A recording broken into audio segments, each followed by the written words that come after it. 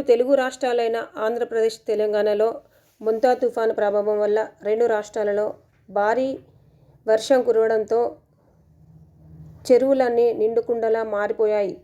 లోతట్టు ప్రాంతాలలో రైతుల పొలాలన్నీ నీట మునిగిపోయాయి.